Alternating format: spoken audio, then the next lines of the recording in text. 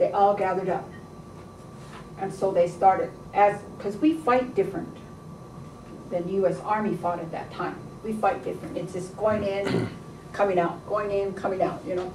So the first thing they did was at Big Mound is they went in for the attack. The soldiers went in, and I know that Medicine Bear was there. I know that Inquaduta was there at that time. He wasn't at Whitestone because he was out, but he was at the second spot. And they went in and they tried to steal the horses because they knew if they got the horses then those guys would be crippled. But they fought back and forth, this skirmish fight. And I was listening to this one man say, well, we won this battle. And how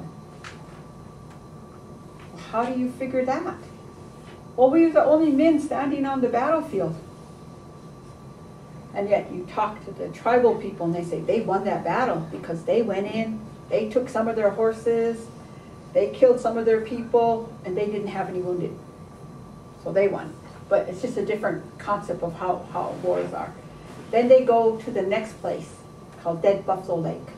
There are 5 consecutive battles here. And they fought. And these are all like skirmishes where the men go in and they go out. So they attack, they attack, they leave. Then from there they go to Stony Lake. The soldiers at Stony Lake and the tribes attack them there. The first and foremost in tribal warfare is the #1 rule: protect the women and children. No matter what kind of warfare you have, it's protect the women and children. So I was listening to some of Sitting Bull's statements, and he said, we won when our women and children are safe.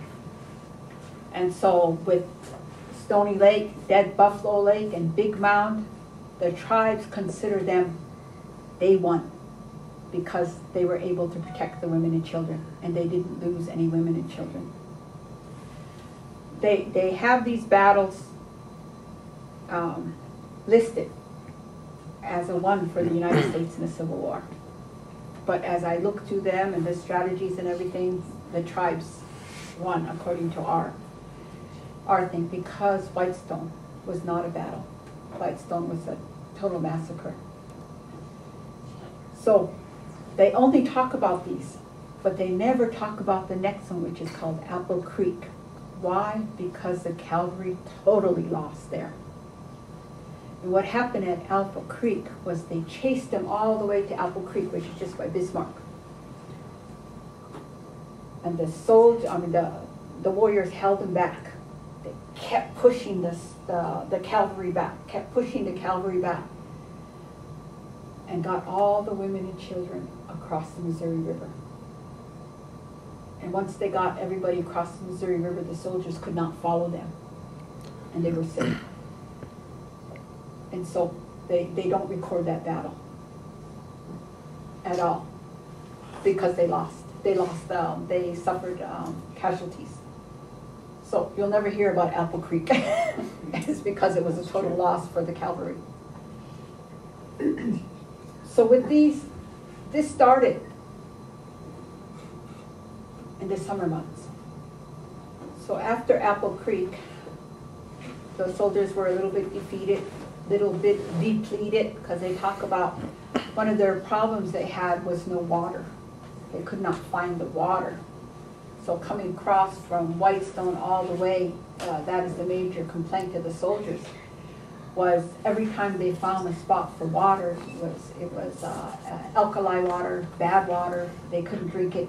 And some of the soldiers would drink it anyway, and it would make them sick. And so they talk about these soldiers being sick this whole time from drinking that bad water.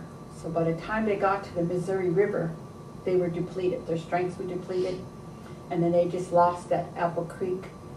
And so they moved up the river, they came across, and they made a settlement in what is today now Fort Rice. And they wintered there.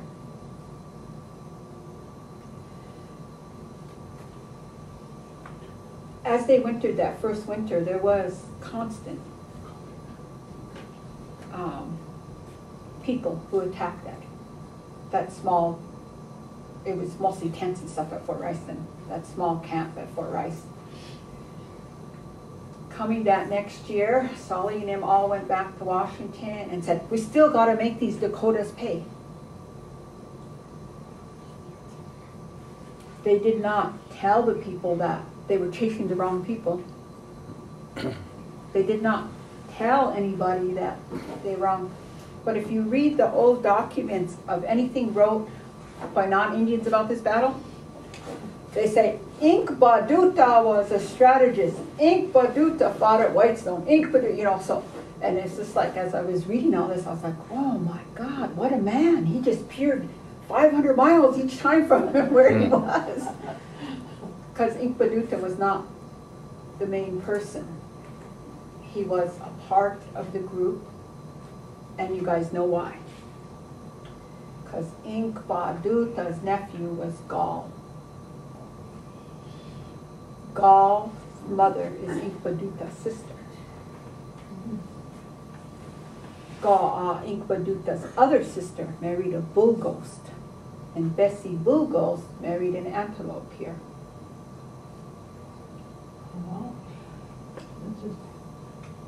And Inkpaduta's son was enrolled in Cheyenne River. His other son is Little Ghost, and his daughter married a sea boy.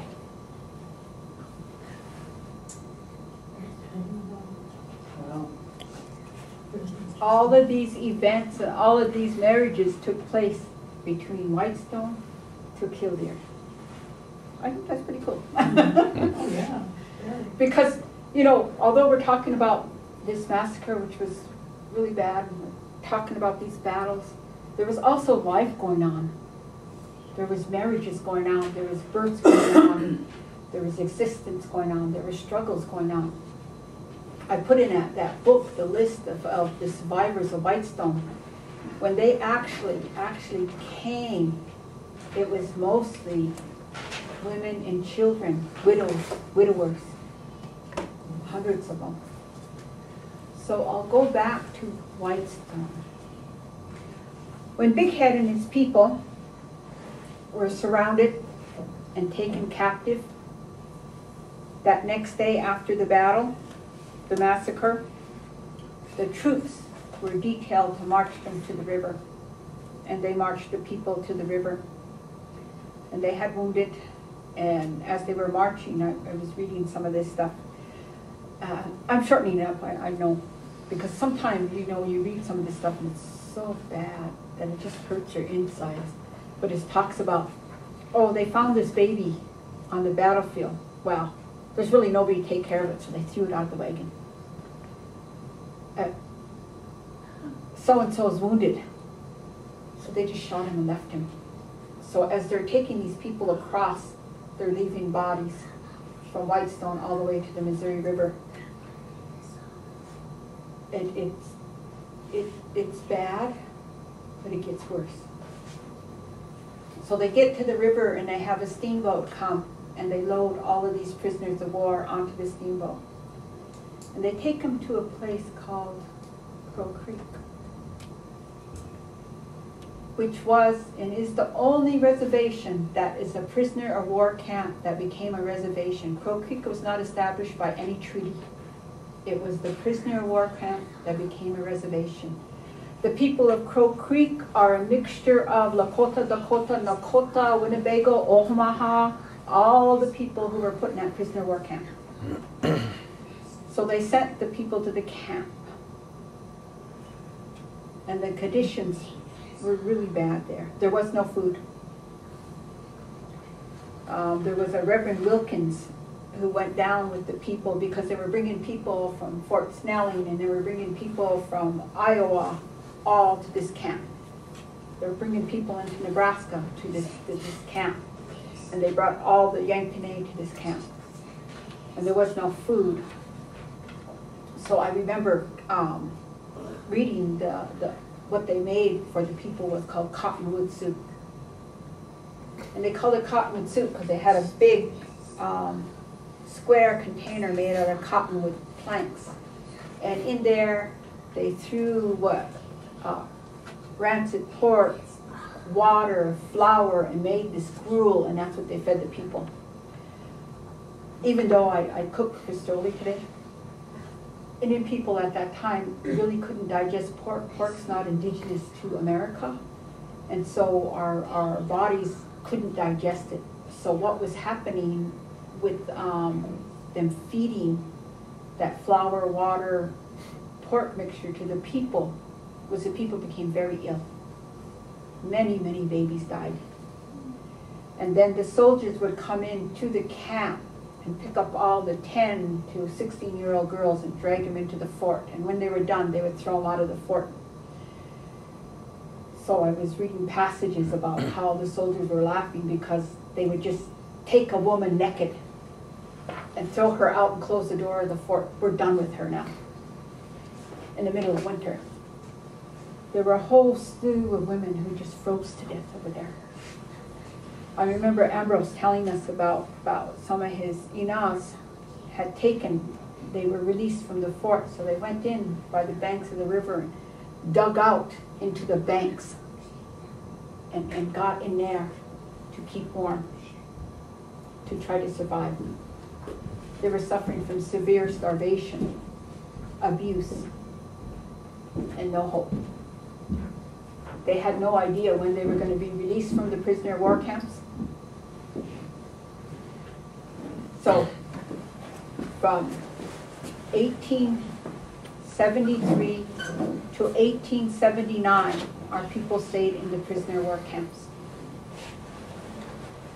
Majority of the people that were in the prisoner of war camps were women and children. We are a society. Our society, our men are so important. For each woman, they had a male that helped them hunt, that helped them prepare their homes, that took care of their families, and all of a sudden you had the majority of the male population gone. And with the majority of the male population gone in these prisoner of war camps, that meant ceremony, that meant all of these things stopped. And there was nobody to protect them. So the soldiers came in with all the abuse. And so I tell people, you know, Crow Creek, you can go and look at the repercussions of that prisoner of war camp today. The people still have that.